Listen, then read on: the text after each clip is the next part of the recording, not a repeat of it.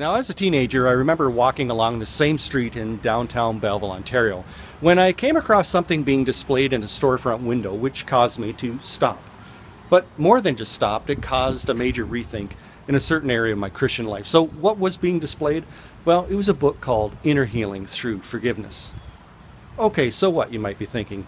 Well, it was a New Age bookstore, and it made me realize for the first time that there's really two types of forgiveness: Oprah's and Christ. Here's what I mean. Now, I never really did watch Oprah much, but the odd segments that come to my mind would be when she'd be telling a guest that he or she needed to forgive someone who had victimized them. But why? Well, because if he or she didn't, then bitterness, anger, and rage would end up ruining their lives. In other words, forgiveness was just a form of therapy, of self-help, a selfish means to living a happy and fulfilled life. Now, of course, to a certain degree, Oprah was right. If we refuse to forgive someone, that could adversely affect our emotional well-being. Yet, should that really be the reason why we forgive someone, just so that we can feel better?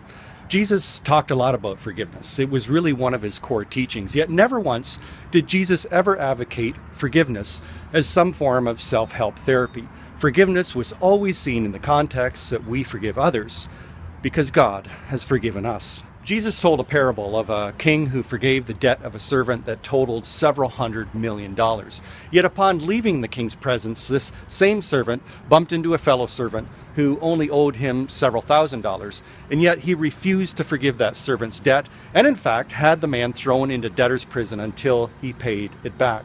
And upon hearing what took place, the king became enraged and had this ungrateful, unmerciful servant thrown into debtor's prison himself. The point of the parable being that God is the king and we are that servant who owes a debt that we could never possibly repay. In ancient times, people offered sacrifices to the gods, sometimes human sacrifices, and yet in Christ, it was God offering his own son to be the sacrifice. On the cross, Jesus received the punishment that we deserved, and on the cross, we received the righteousness that only Christ deserved.